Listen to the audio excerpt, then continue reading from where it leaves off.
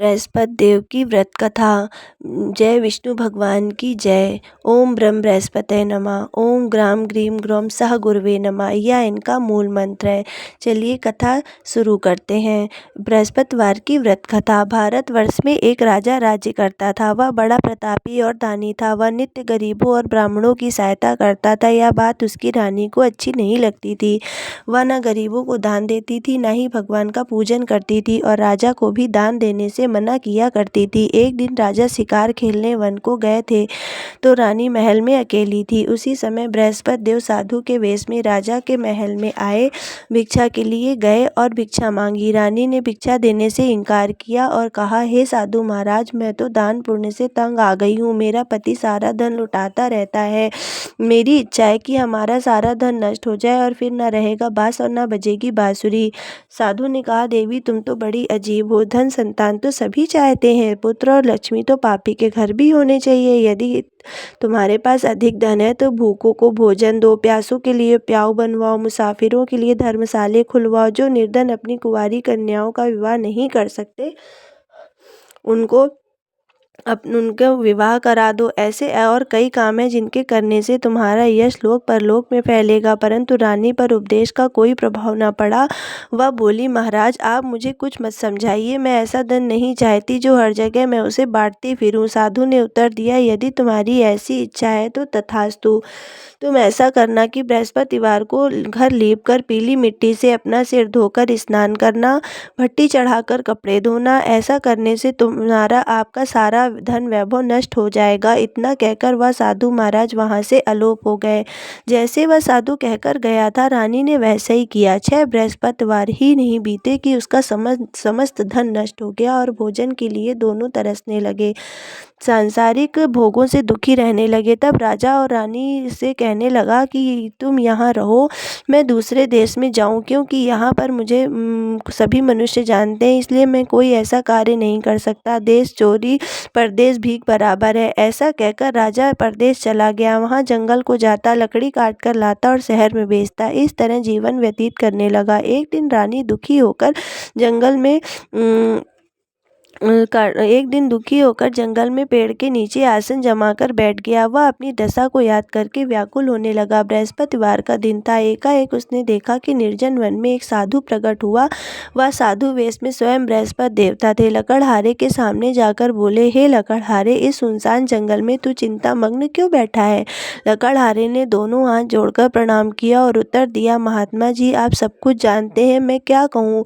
यह कहकर रोने लगा। साधु को आत्मकथा सुनाई। महात्मा जी ने कहा, तुम्हारी स्त्री ने बृहस्पति के दिन वीर भगवान का निरादर किया है, जिसके कारण तुम्हें दुष्ट होकर तुम्हारी यह दशा कर दी। अब तो चिंता को दूर करके मेरे कहने पर चलो और तुम्हारे सब कष्ट दूर हो जाएंगे। भगवान पहले से भी अधिक संपत्ति देंगे। तुम बृहस्पति के दिन कथा किया करो। 2 रुपए के चने मुनक्के मंगवा कर उनका प्रसाद बनाओ। शुद्ध जल से लोटे पे शक्कर मिलाकर अमृत तैयार करो। कथा के पश्चात अपने सारे परिवार और सुनने वाले प्रेमियों में अमृत का प्रसाद बांटकर आप भी ग्रहण करो। ऐसा करने से भगवान तुम्हारी सभी मनोकामना पूरी करेंगे। साधु के ऐसे वचन सुनकर लकड़हारा बोला, हे प्रभु, मुझे लकड़ी बेचकर इतना पैसा नहीं मिलता जिससे मैं भोजन करने के उपरांत कुछ बचा सकूं। मैंने रात्रि में अपनी स्त्री को व्याकुल देखा। मेरे पास कुछ भी नहीं है कि उसकी खबर मंगा सकूं। साधु ने कहा, हे लकड़हारे, तुम किस बात की चिंता करते हो?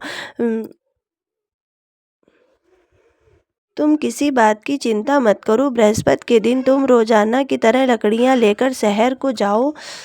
तुमको रोज से अधिक 2 गुना धन प्राप्त होगा, तो जिससे तुमको भली भांति भोजन कर लोगे तथा बृहस्पति देव की पूजा का सामान भी आ जाएगा। इतना कहकर साधु अंतर्ध्यान हो गए। धीरे धीरे समय व्यतीत होने पर फिर वही बृहस्पतिवार का दिन आया। लकड़हारा जंगल से लकड़ी काटकर किसी भी शहर में बेचने गया। उसे उस दिन से अधिक पैसा मिला। राजा ने चना गुड़ आदि लाकर गुरुवार का व्रत किया।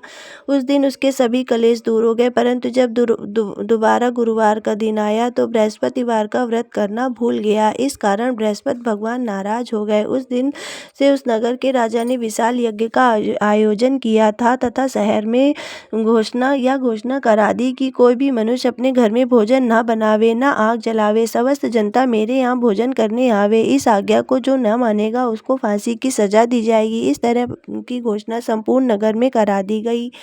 राजा की आज्ञा अनुसार शहर के सभी लोग भोजन करने गए, लेकिन लकड़हारा कुछ देर से पहुंचा, इसलिए राजा को उसको अपने साथ घर लिवा ले गए और ले जाकर भोजन करा रहे थे तो रानी की दृष्टि उस खूंटी पर पड़ी जिस पर उसका हार लटका हुआ था। वह वहां दिखाई न दिया। रानी ने निश्चय किया, यह मेरा हार इस मनुष्य ने चुरा लिया है। उसी समय पुलिस बुलाकर उसको जेल खाने में डलवा दिया। जब लकड़हारा जेल में पहुंचा तो उसको बहुत दुखी हुआ और जेल खाने में जब पड़ गया और वह बहुत दुखी होकर विचार करने लगा कि न जाने कौन से पूर्व जन्म के कर्म से मेरे लिए यह दुख प्राप्त हुआ है, और उसी साधु को याद करने लगा जो जंगल में मिला था। उसी समय बृहस्पति देव साधु के वेश में प्रकट हुए और उसकी दशा देखकर कहने लगे, अरे मूर्ख, तूने बृहस्पति देव की कथा नहीं करी, इस कारण तुझे दुख प्राप्त हुआ है। अब तू चिंता मत कर। बृहस्पतिवार के दिन जेल खाने के दरवाजे पर 4 रुपए पड़े मिलेंगे। तू उनसे बृहस्पति देव की पूजा करना, तेरे सब कष्ट दूर हो जाएंगे। बृहस्पति देव के रोज उसे 4 रुपए मिले।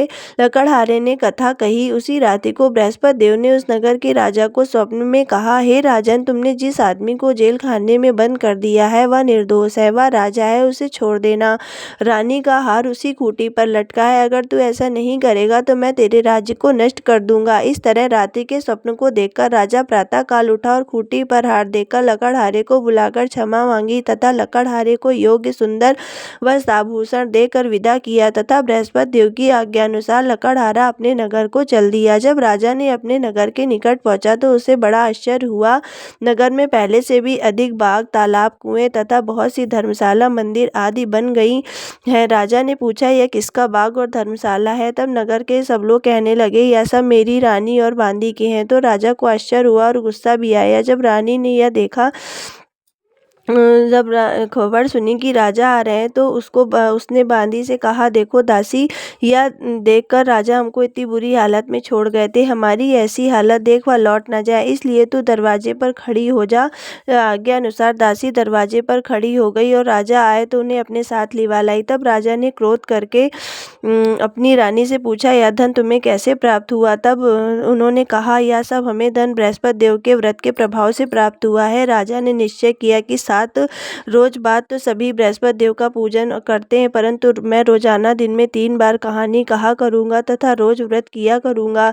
अब हर समय राजा के दुपट्टे में चने की दाल बंधी रहती, दिन में 3 बार कहानी कहता। एक रोज राजा ने विचार किया कि चलो अपनी बहन के यहाँ हो आवे। इस तरह निश्चय कर राजा घोड़े पर सवार हो अपनी बहन के यहाँ चलने लगा। या मार्ग में उसने देखा कि कुछ आदमी मुर्दे को लिए जा रहे हैं।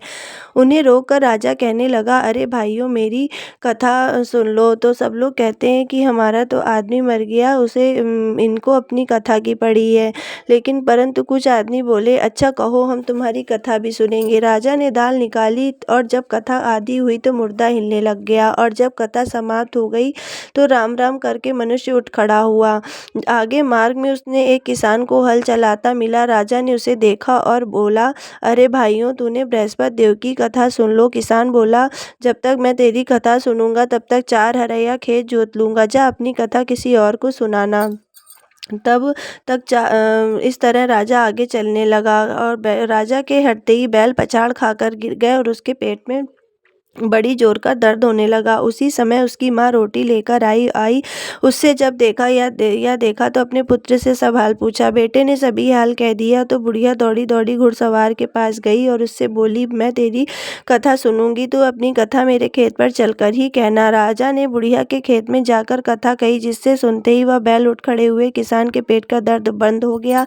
राजा ने अपनी बहन के घर पहुंचा। बहन ने भाई की खूब मेहमानी की। दूसरे रोज प्रातःकाल जगा तो देखने लगा कि सब लोग भोजन कर रहे हैं। राजा ने अपनी बहन से कहा, ऐसा कोई मनुष्य नहीं है जिसने भोजन ना किया हो, मेरी बृहस्पति देव की कथा सुन ले। बहन बोली, भैया यह देश ऐसा ही है, पहले यहाँ लोग भोजन करते हैं, अगर कोई पड़ोस में हो तो दिखाऊं। ऐसा कहकर देखने चली गई, परंतु उसे कोई व्यक्ति नहीं मिला जिसने भोजन ना किया हो। अतः वह एक कुम्हार के घर गई जिसका लड़का बीमार था। उसे मालूम था इसके यहाँ 3 रोज से किसी ने भोजन नहीं किया है। राजा ने अपने भाई की कथा सुनने के लिए कुम्हार से कहा, वह तैयार हो गया।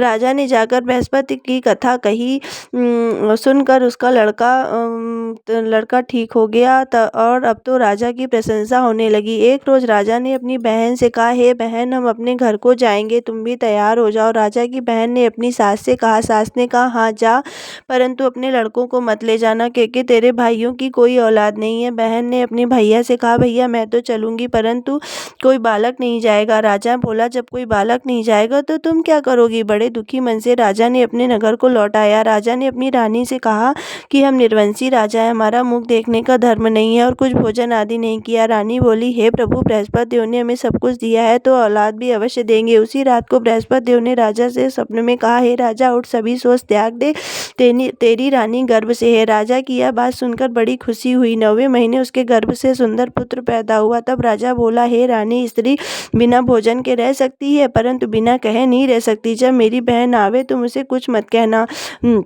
रानी ने सुनकर हाँ कर दिया। जब राजा की बहन यह शुभ समाचार सुना तो बड़ी खुश हुई तथा बधाई लेकर अपने भाई के यहाँ आई। तभी रानी ने कहा, घोड़ा चढ़कर नहीं आई, गधा चढ़कर आई। राजा की बहन बोली, भाभी, मैं इस प्रकार न कहती तो तुम्हें औलाद कैसे मिलती? बृहस्पति देव ऐसे ही हैं, जैसे जिसकी मन में कामना है सभी को पूर्ण करते हैं। जो सद्भावना पूर्वक बृहस्पतिवार का व्रत करता है एवं कथा पढ़ता है और सुनता है या सुनाता है, बृहस्पति देव उसकी सभी मनोकामनाएं पूर्ण करते हैं। भगवान बृहस्पति देव सदैव रक्षा करते हैं। यह संसार में सद्भावनाओं से जो भगवान का पूजन सच्चे हृदय से करते हैं तो उनकी सभी मनोकामना पूर्ण करते हैं।